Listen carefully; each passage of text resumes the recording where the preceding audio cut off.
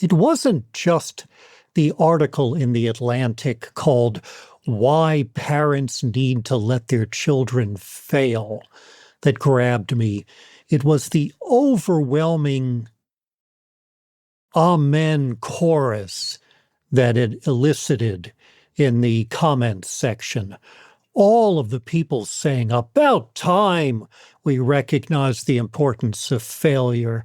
About the same time that came out, there was an article for teachers in a magazine called Educational Leadership that made exactly the same point about the value of failing. Paul Tough, a journalist, made the same point in a book then. And there are so many other blog posts and articles and books saying exactly the same thing. At one point, it might have been thought contrarian, what the journalists call a man bites dog story. Everybody thinks success is good and failure is bad, but hey, get a load of this. Maybe failure is actually useful. But it's no longer contrarian. It's become the conventional wisdom, even if the people saying it still adopt this pose as if it took enormous courage to say exactly what everybody else is saying. So, yeah, some degree of failure is unavoidable, and we obviously want kids to be able to deal with it when it happens, but is failure really something that kids have too little opportunity to experience? How likely is it that not succeeding at something will be beneficial? Are there underlying values that might explain the enthusiasm, the tendency to fetishize failure that we've been witnessing? So today, the failure of failure. I'm Alfie Kohn, and this is Kohn Zone.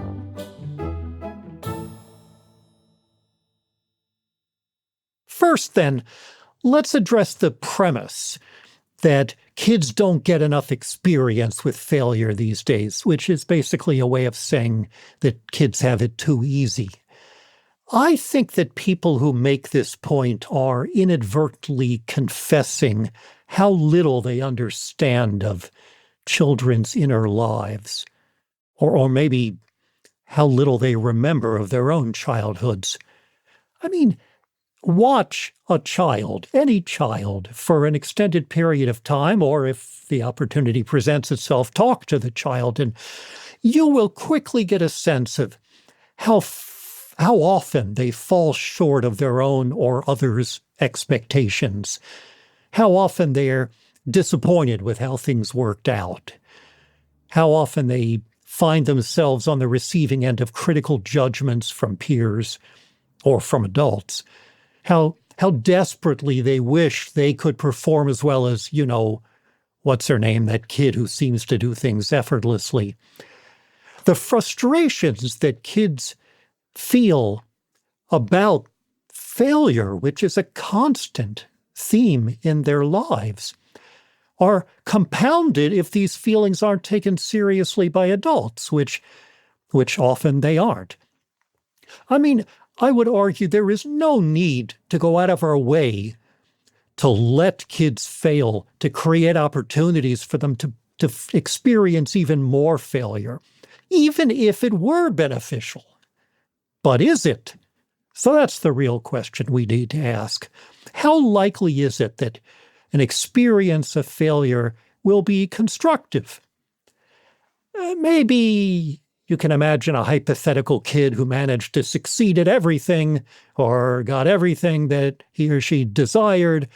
And yeah, that kid might find it hard to cope if things suddenly turn sour for the first time. But does that fanciful thought experiment really entitle us to conclude that failure is beneficial, let alone that parents or teachers should deliberately stand back rather than helping out so kids will fall down and skin their knees and benefit from it? A lot of this gets back to a phenomenon I have referred to as bigooty, which is an acronym for better get used to it. This is the idea that says, when kids get older, they're going to experience a lot of stuff that is pointless and even painful. And so the best way to prepare them for it is to make them experience lots of pointless, painful things while they're young. When you lay it out that way, it's obviously ludicrous to the point of being laughable. But a lot of educators and parents come darn close to saying with a straight face something that sounds very similar to that.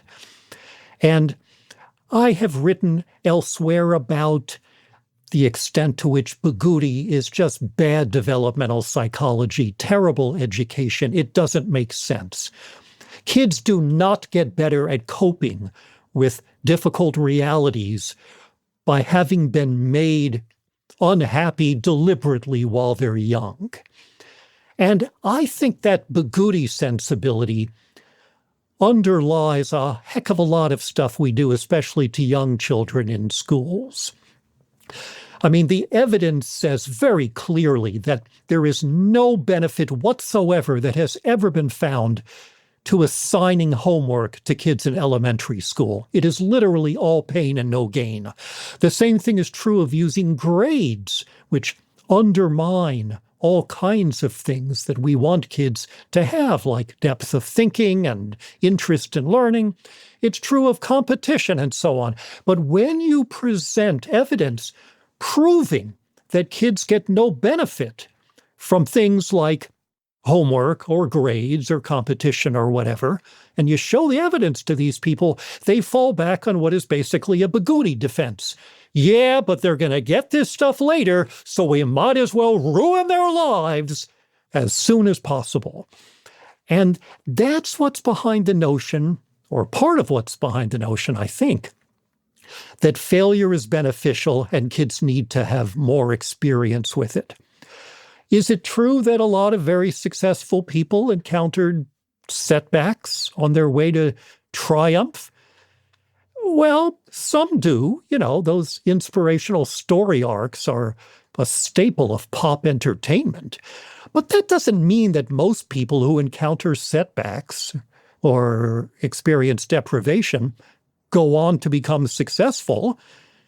You rarely hear about all the people who tried and tried and tried, displaying awesome grit and gumption, but they never made a go of their business. They never sold their app. They were never discovered by a talent scout. They never had a chance to smugly recount their earlier setbacks to an interviewer for the simple reason that they're still having them. And even if an experience with failure is followed by success, that doesn't prove causality. It doesn't mean that the failure was necessary for the success or sufficient to bring it about. And while we talk about success and failure, I think it's always necessary to take a moment to think about what constitutes success. What does it mean to be successful? What are we talking about here? You can be rich and famous without being a successful human being by any meaningful psychological or moral standard. Never forget that. I don't want to brag, but many years ago, my exhibit A for that statement was a certain narcissist who bankrupted a bunch of casinos and then posed as a successful businessman on TV. I was saying this about him long before he was convicted of multiple felonies and then given the nuclear codes. Anyway, what does the psychological research say about the experience of failure? Lauren S. Kreis-Winkler, a psychologist at Northwestern, and her colleagues published a series of 11 studies in 2024 that found that people think failure, I'm quoting them here, people think failure is a better teacher than it really is. People overestimate the likelihood of success in the wake of failure. They set up a whole bunch of experiments under very different conditions with different populations and kept finding that when people were looking at the likely next step, what would happen, what would ensue after other people did something where they weren't successful, is they assumed that they would be successful later, even though it turned out not to be the case. Why? Well, S. Christ Winkler thinks that it's partly because we are more likely to hear about failures that were followed by success than about failures that weren't. But that just leads me to wonder why those stories are publicized. Who benefits from creating that narrative? The false perception based on selective exposure to that trope may conceal a more deliberate pattern that's rooted in ideology, it occurs to me. This is a relentless cultural narrative that preaches the value of failure, resilience, persistence, deferral of gratification. Remember the marshmallow studies, self-discipline, and all of that. It's not just a cognitive error. There's something we are raised with to believe that failure will always lead to a happier ending. And I'm intrigued by why that is. And as I say, who benefits? The data show that what is most reliably associated with failure is not good news.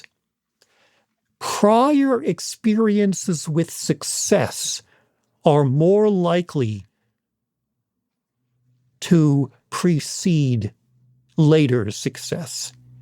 It's not failure that tends to lead to success. There are exceptions, yeah, of course. But the most likely consequence of having failed at something is that a kid will see herself as lacking competence, and the result will be more failure later. You give a kid a 0, the kid is more likely to give up than to try harder, all else being equal. A psychologist who's not very well known anymore, named Arthur Combs, put it very well. I want to quote him at some length here. Combs said this: "It is a common fallacy among many lay people and some teachers that since the world is a very hard place and people sometimes fail, children should be introduced to failure early. But that position is based on a false premise. Actually, the best guarantee we have that a person will be able to deal with the future effectively is that he has been essentially successful in the past. People learn that they are able, not from failure, but from success. While it may be true that toughness and adequacy come from successfully dealing with problems, the learning comes not from experiencing failure, but from successfully avoiding it." Unquote. In other words, we may wish that that kid who can't seem to get on base or spit out a list of facts from memory during a test or coax anything more than a hideous shriek from the violin will react to this by squaring his shoulders and reciting the mantra of the little engine that could, and redoubling his efforts until, gosh darn it, he turns things around. But wishing doesn't make it so. That outcome is the exception, not the rule. Yeah, kids learn from failure, but what they are likely to learn is that they're failures. Why? Why does failure turn out to be a bad bet most of the time? Part of the answer, I think, stems from a really seminal distinction that psychologists have been making for many years. It sounds pretty simple when I summarize it, but it's really foundational. Trying to succeed is not the same thing as trying not to fail. Trying to succeed, if that's all you're doing when you're a student, is not necessarily a good sign. I talked about why that's the case in another episode of this podcast called Little Ed Koch's. Basically, the argument is that if kids are led to constantly focus on how well they're doing and how important it is to be successful, they tend not to become engaged with what they're doing, the learning itself. But as problematic as it may be to always get kids focused on success, it's much, much worse for them to be thinking about how they can avoid failing.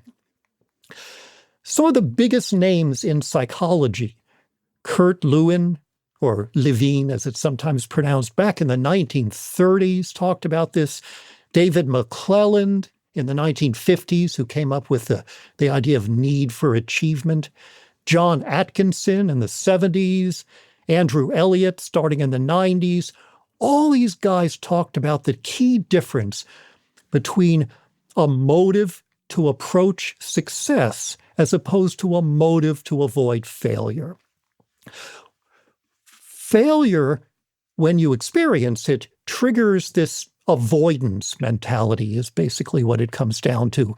So the goal isn't to accomplish great things. The goal is to cover your butt, to save your reputation, to preserve a positive view of yourself. As Atkinson put it, quote, "The tendency to avoid failure functions to oppose and dampen the tendency to undertake achievement-oriented activities."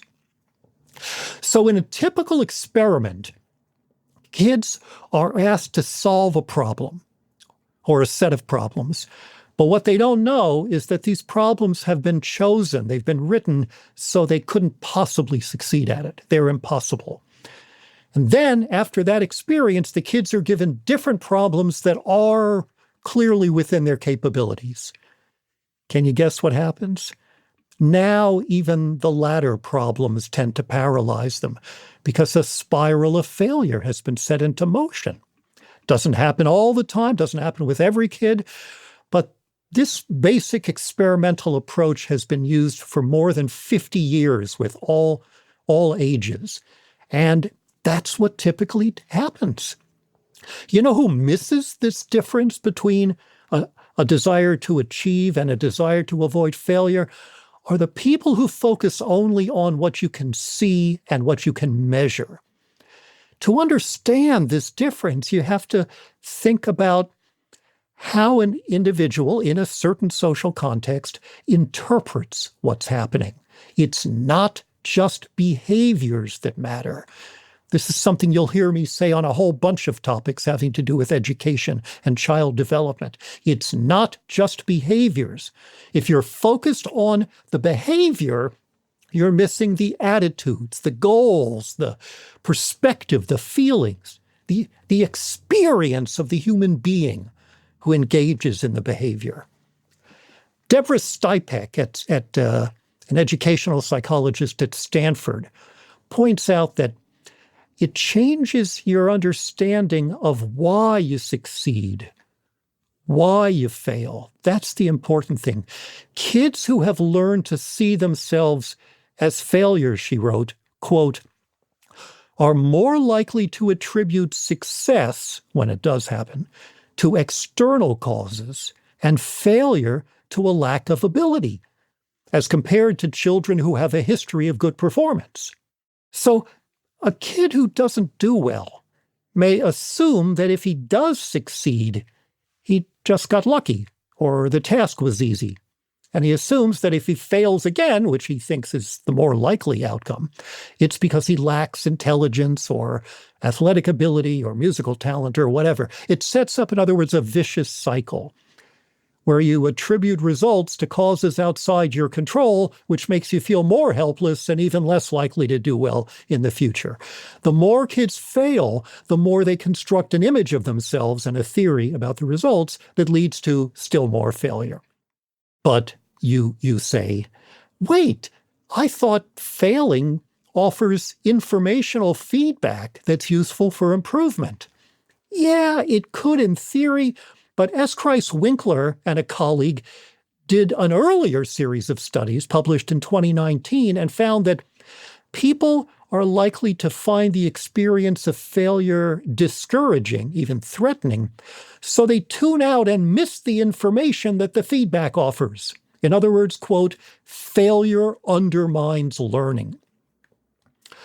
So when kids' performance slides or when they lose enthusiasm for what they're doing or they cut corners, you can't blame it on their being lazy or lacking a growth mindset or a lack of motivation.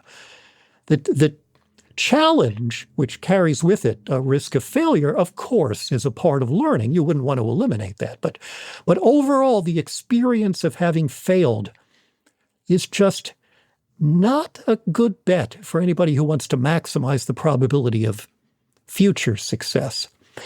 And you know what? The effect it has isn't limited to undermining achievement. It has, as I read the research, it has two other big effects. Failure leads kids to become less interested in what they're doing, less curiosity, less disposition to learn, and it leads them to prefer easier tasks. Well, duh, of course. I don't know many people who react to failure by picking harder things to do or by getting really excited about whatever task they failed at. Remember, the goal here becomes to avoid more failure if you can, not to reach out and take chances and succeed. Okay, so I said it doesn't always happen. So the logical follow-up here is to ask what leads kids to be able to deal with failure constructively? Is there a way of predicting when it's more or less likely to have these effects that I'm describing? When kids who are tripped up by challenges respond by giving up, it may be less because of some deficit in their makeup, like a lack of grit or resilience, than something about the situation, maybe the task they were given, the thing they're given to learn in school. Maybe what they were asked to do is not especially engaging or relevant, so they don't really have that much desire to persist at it, understandably. And maybe they weren't even asked to do it, if we're being honest. They were told to do it. If students, or adults for that matter, are deprived of any say about what they're doing, about, in the case of students, the content or the context of the curriculum, then it's the absence of a sense of autonomy, of choice that they've been given that may help to explain why failure is going to be seen as deadly by them, not some character defect in them. The educational environment is often all about, as I said before, how well they're doing in school. Of course, if the goal is, they're told, is to get an A, it's rational to pick the easiest possible task. As I said before, the logical conclusion of this is it's maybe rational to give up altogether. I'm no good at this. Why should I bother? Is not an unreasonable reaction when school is about establishing how good you are, not about engaging with ideas. I think there are some other variables that can predict whether failure is likely to have that disturbing outcome. A bunch of questions we could ask. Is the failure unusual for that child, or is it so common that the kid expects it? Is the failure accidental, or was the child deliberately given a difficult task so she'd somehow be a better person for failing at it? Is the failure intrinsic to the task itself, like you fall off a bike? Or is it defined by somebody else's judgment, like the teacher gives you a bad grade and decides unilaterally that you've failed? Is the failure part of a process, like learning to write or learning how to dance? Or is it something at the end, a summative outcome, like you did poorly on a test or you didn't do well at an audition or something like that? Another consideration is whether the kid had reasonably high self-esteem or low self-esteem to begin with. The people least likely to persist in the face of failure, according to a lot of research, are those who start out not believing in themselves, which in turn can be a marker for how they were raised, whether they were raised to have conditional self-esteem. I'm only good when I do the following, live up to expectations. Or I'm a good person, I have a core of faith in myself, even when I screw up or fall short. And whether kids were given autonomy support and helped to make decisions or simply told what to do all the time. If they're given that autonomy support and unconditional care, they tend to develop a sense of confidence and competence, a sense of efficacy that helps them to do better when they do fail. And if you are in a supportive environment now, where setbacks are no big deal, the kind of classroom where the teacher says, mistakes are our friends, don't worry about it, that's how we learn. That's very different from being in a place where kids are under pressure, either from their parents or the school or both, to succeed, succeed, succeed. It's all about achievement. It's all about raising the bar and so on. Or even worse than pressure to succeed is pressure to beat out everybody else, where it's not just about achievement and success, it's about victory. That leads even very capable kids, even very promising students, to give up at the first sign of failure. So the problem, I'm arguing, is less with the kids' attitudes or motivation than with our practices and policies. And yet, those practices and policies are ignored by the kind of people who like to tell kids to pull up their socks and grit their teeth and try again.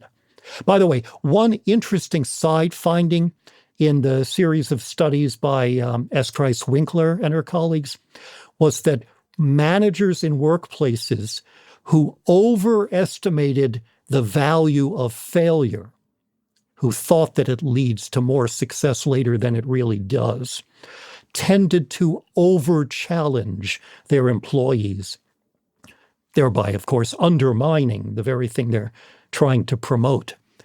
I wrote to her and immediately said, we need a study to confirm what you and I both know is true, that this is true in schools as well, that the kind of teachers who work in a place that's all about rigor, where people believe that failure is good for kids, will almost certainly do the same thing that she found managers did, which is to set the bar too high for kids, thereby setting into motion that vicious circle that I talked about before. The very environments that play up the importance of doing well make it even less likely that doing poorly will have any beneficial effect. So, yeah, it's possible that a kid could pick himself up and get back on the horse the way we hope, but that's not the likeliest outcome. And if we're concerned not only about kids' achievement, but about their psychological health, even somebody, the kind of kid who does buckle down and try harder after failing, it may not be a good thing. Maybe the kid's doing it because of this anxious, compulsive pressure to feel better about themselves, not pleasure from what they're doing. And we have to ask, is that worth the price? Again, you got to look beyond the behavior. You got to look at the reasons they're doing it, even when they do pick themselves up. Something I've noticed here, as with certain other claims that people tend to make about what's good for kids, is that when a lot of these folks make these assertions, in this case about failure being good for you, they're framing it as if it's a prediction. Today's failure will lead to tomorrow's success. But as soon as you present evidence that that isn't likely to be the case, they don't give that up. They don't say, oh, I guess I was wrong. They pivot to a prescription instead of a prediction. Persistence is a measure of character. Kids ought to have to struggle regardless of the effects that it has because they're overprotected. They have things too easy and so on. A deeply social conservatism underlies what pretends to be a pragmatic statement that kids need the chance to fail because it's good for them. On balance, it is not good for them. And so if we do care about the evidence on the topic, about the actual effects, then the notion that failure is good for them, even if it isn't always pleasant, is incredibly simplistic. And it's often flatly false. Even without trying to make things more difficult for kids, they will often fall short. They will have plenty of experience with failure, as we all do. You don't need to cause that to happen even more often. Hopefully, it won't be terribly detrimental, but the data say that failure is not a magical elixir. It's not a prerequisite for a good outcome, and it's not even a likely result. The best predictor of future success, it turns out, is past success.